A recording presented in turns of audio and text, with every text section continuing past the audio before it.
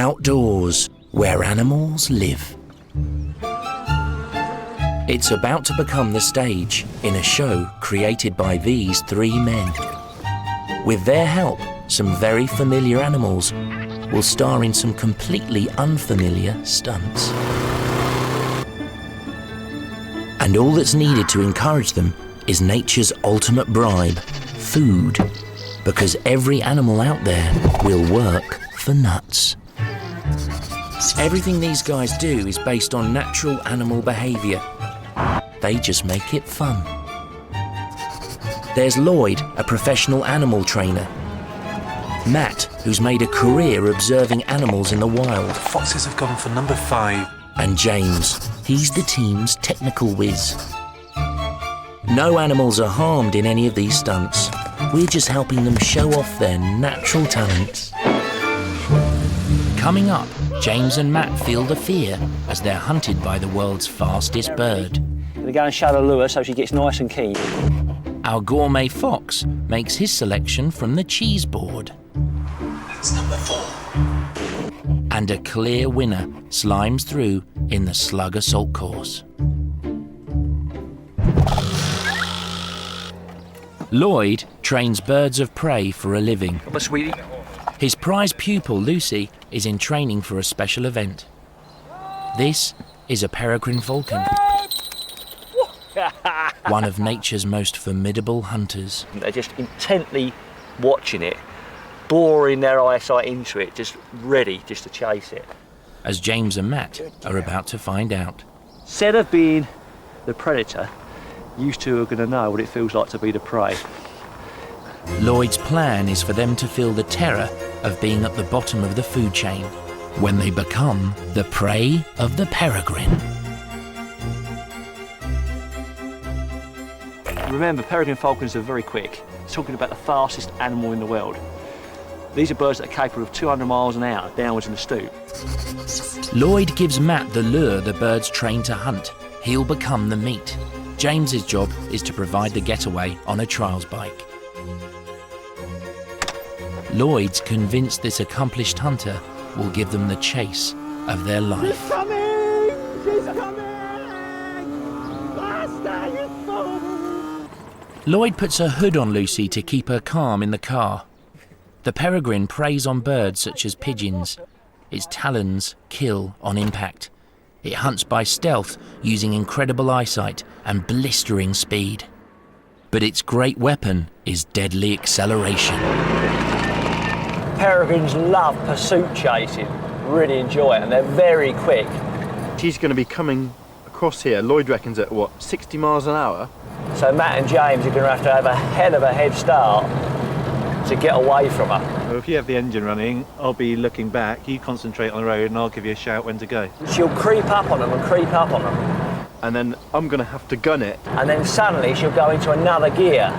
And she can eat our dust. Yeah. Let's do it loose.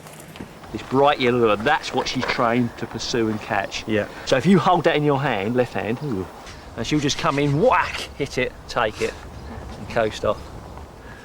Scary, Lloyd. So where are you going to put her then, Lloyd? Well, I was thinking, right, I'm going to go on that hill in that clearing right up there. And she's going to see us from there?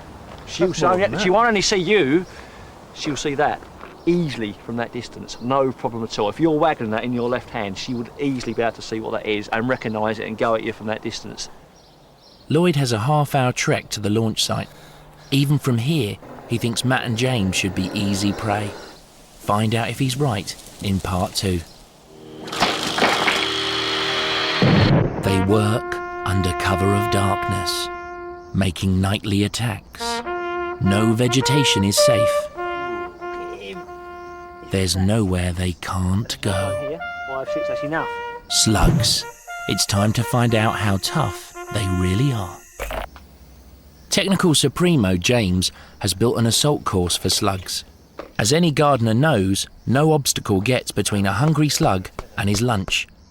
Obstacle 1 is a coil of barbed wire, then come the rusty pins. Next it's the wall of razors, and the final line of defence, a tightly packed barricade of nails. So we've got to pick some pretty good slugs. Pretty meaty cross slugs, between yeah. Shergar and Jean-Claude Van Slug. Mind your head. James has a secret plan. If he can find the slugs whose habitual route across the garden goes exactly where the board's been placed, he can use their normal behaviour to help him win the race. I position myself here. Slugs use a basic sense of direction to lead them to the same nightly feeding spots. Oh, we bought you some. Well, I'll consider them. And that was where I was. Slugs wake up in the cool of night, so any race can only start after dark. A grapefruit is an ideal slug bait. Are we all behind the white line then? Yep. Okay, are you ready? Yep. Okay, Yep. On your marks, get set, go!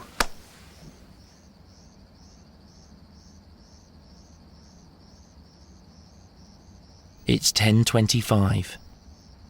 Citrus fruit has a sharp smell, which is irresistible to most slugs.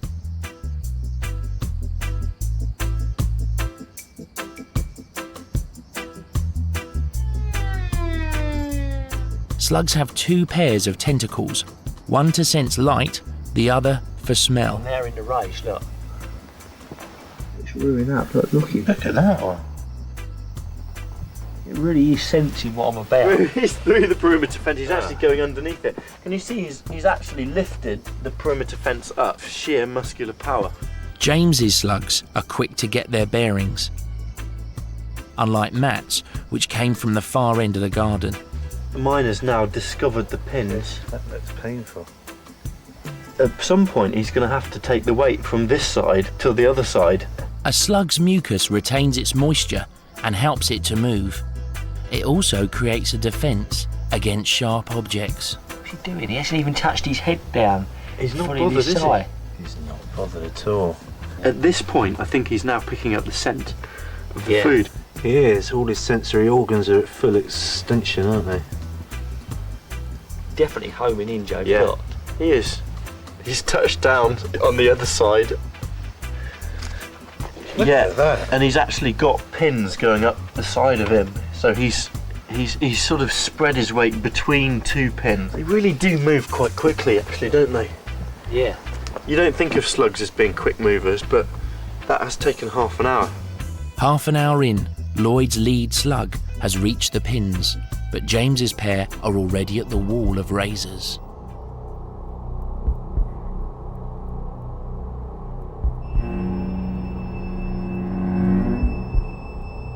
Easily crossing the razor, both James's slugs reach the final barricade together. Almost Well, like yeah. it's just a race between those two.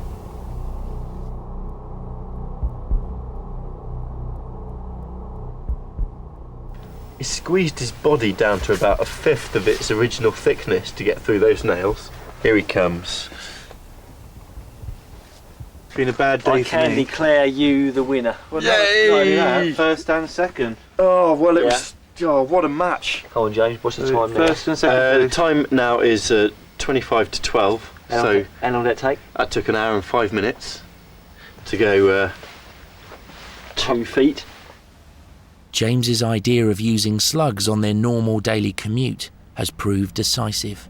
It's his little secret.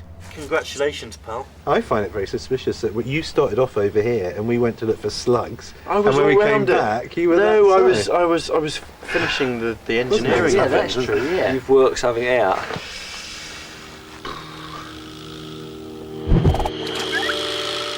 Each week, Matt is asking some especially picky foxes to help solve some everyday food dilemmas. The urban fox has moved into some of Britain's best neighbourhoods, and with so much fine food available, they've developed discerning palates. So Matt wants to put that good taste to work with a series of gourmet tastings. This week, it's cheese. I've decided to make things simple because the world of cheese is so vast and diverse. I've gone just for cheddars. Apart from these dairy slices, which is our cheaper option. Smells cheesy. But how will their taste measure up?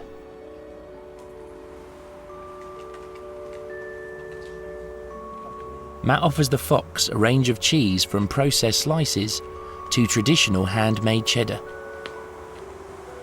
He wants nothing but the food on each plate to influence the fox's choice. The plates go down in no particular order. The details of each cheese are hidden on the back of the number cards. Oh, can't take number 4 yet. It's taken number 4 already. It's not scientific though.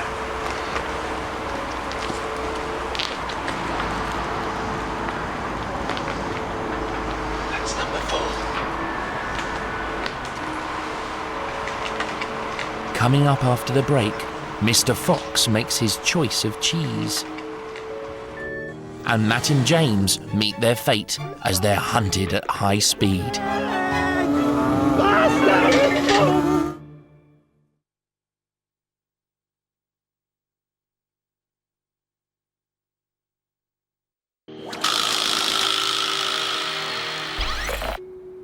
This is Britain's pickiest fox. Matt's using its refined taste to pick out the winner from a selection of cheeses. It's already taken one number card, and now another. Running theme, they're a bit obsessed with the numbers.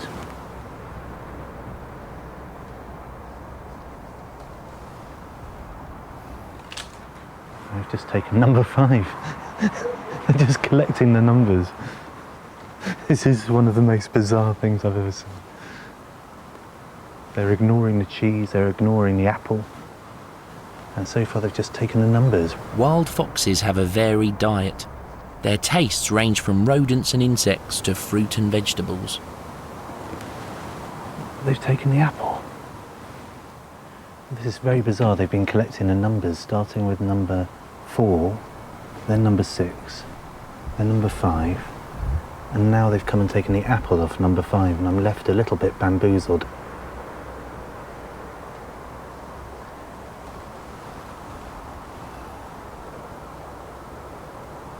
Yes. Yeah, number 5, that is the most definitive choice I've ever seen. There was no doubt about it. After collecting the numbers for some unknown purpose, they've now collected cheese number 5. A moment or two of deduction later, a result. This is the one they took first. This is cheese number 5. This is 1833. 1833 cheddar is a top-of-the-range mature cheese made in Somerset using traditional techniques. So they've got good taste. The cheese has been chosen, but the game of Fox Bingo is not over yet. Yes, taking the number 3.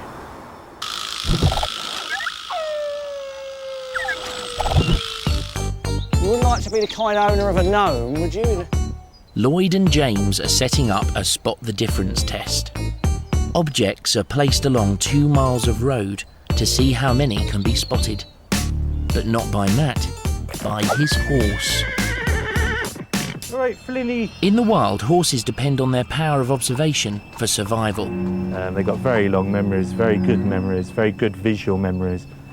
So you could take them down a road and then not go there again for a few years, but they'd remember that road and they'd remember how it was laid out last time they went down it. It's a horse trail, yeah. Is it a horse? There's a guy riding the horse. Yeah. And he knows this route. Yeah. So hopefully he'll notice anything that's out the ordinary. People say they're second to elephants in terms of how long their memory is. It's fictitious, obviously. It's not a. No, it's this not is a very, very credible wildlife programme. Yeah, it's quite scientific, really. The horse's supersensory talent is an early warning system, honed over thousands of years of evolution. Like if you get a stick in a road, it's a flat surface with a bendy object, maybe there's some sort of evolutionary element that tells them that's a snake. They're programmed to sort of look out for, lions, any predators, wolves, and I don't know what objects are going to play, so I'm kind of hoping they're not too obscure. We're thinking we might be able to plant something just slightly Like different. maybe the gnome. The horse will spot, but the rider won't. If Lloyd and James have been really clever with what they've done, he could react and I won't be able to see it. It's a 2-mile course over a route that the horse knows well. Been quite attached. Matt and Lloyd have put 26 mystery objects along the course as a test of the horse and Matt. Troll them. 26. Oh, I'd be well impressed if he gets most of those. In fact, I'd be impressed if he gets half of those.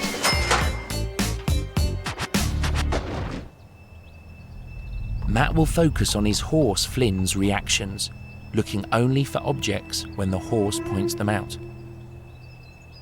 With their head facing forward, horses have a 180-degree field of vision. The first object is easily picked out, a yellow gas mask. The horse's talent isn't in doubt, but the real test is of Matt's ability to read it. Sometimes his head will angle to the left and his body will move to the right. That's the most obvious sign that he's seen something. Other times I've got these ears which are like radars. They rotate in all sorts of directions and they can move independently. So if he perceives there's a danger coming up, he will generally move the ear nearest to that thing towards the danger. If he's severely scared, he will just spin round. He won't rear. He'll just spin round and go back the other way. He'll think, well, I don't want to go that way because there's something up there. A little rubbery, snaky snake. Good boy.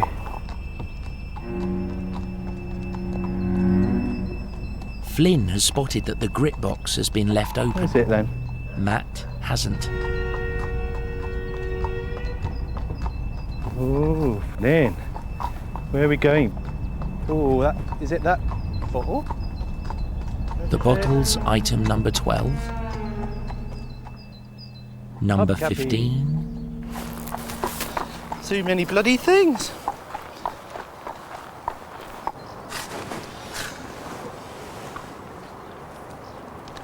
You've got 19 out of 26. Oh, that's not too bad. That's bloody good, I think. That's not too That's bad. really good. Yeah. Quite impressed, really. Boy. What's that? Sorry, mate. That's about 60% correct. Got any oats in your pocket, Lloyd? No. There's not much that gets past Matt's horse. Matt, the human lure, is about to be hunted by the world's fastest bird. His one means of escape, James's old trials bike. Lloyd's peregrine falcon will be launched from a hillside over a mile away. Lure man. Yes, the man of the lure. For now, James and Matt feel safe enough. Guardian of the lure. The strong arm of the lure. Good girl. A peregrine has eyesight 8 times stronger than humans and can pick out the lure from 5 kilometres. I can make them out now with the binoculars. I can see that there's people there, there's a bike. Is the bird going to see us okay, Lloyd? Right, just confirm that to me. I think you've got to go at the end of it. Okay, you guys set? Let's do it. So you're wagging the lure in the air. Good girl. Hood's off. Waggle the lure. Good girl. She's bobbing her head. She's looking. Just keep waggling your Her arm. That's it. She's bobbing her head. Hey! And just hold your arm out and waggle it like you meant to. That's good. Hey! That's good. Very good. She's looking. Okay, she's gone. I think she's clocked you. Going down over the slope. Still see her. Why the hell won't the bike work? I'm going to get the binoculars out. Bump the bike. Seems to have gone dead. Let's put the camera down and push us.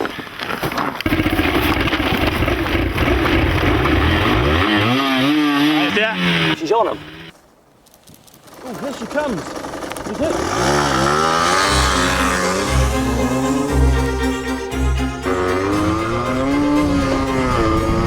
Right, 20, 30, It's still gaining on us.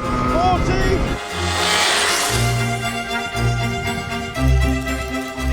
I've lost sight of her now. 45! 50 miles an hour! Doing 50! Can't make it go any faster! A peregrine hunts by stealth. Matt and James have no idea she's right on their tail.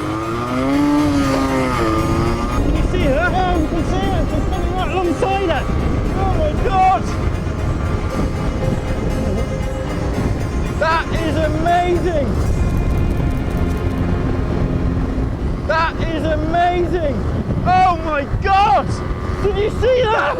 That was fantastic! Almighty! No, I'm out of breath. Absolutely unbelievable! Lloyd.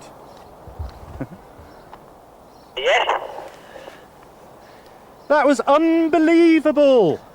Lloyd, I'm still shaking actually. That was just the I've most. gone all wobbly. That was the most unbelievable thing to ever witness. I can't tell you. What happened? We got up to about what, 40, 45 miles an hour. 40, 45, and she must have been going about 10, 15 miles an hour faster. She was closing on us, and when she was locked in, that was it. There was absolutely no getting away from her. It's amazing. It's the closest I've ever been to that kind of wild action. That felt like being hunted, didn't it? It was horrible, frightening and exciting at the same time. That was mega. See, I couldn't even concentrate on looking where we were going. I was just focused on turning around and looking at her. I mean, if I was a little bird, a dove or like a quail or something, it would just be like I'd give up and just fall out of the sky, I think. Commit suicide. You've got no chance against that. Absolutely no chance whatsoever. Not many people get that feeling.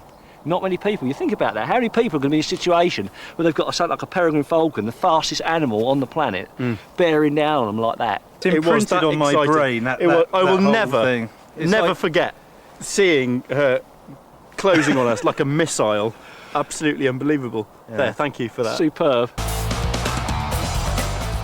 Next time on Will Work for Nuts, Britain's red squirrels fight back against their upstart American cousins, the Greys, in Squirrel Olympics.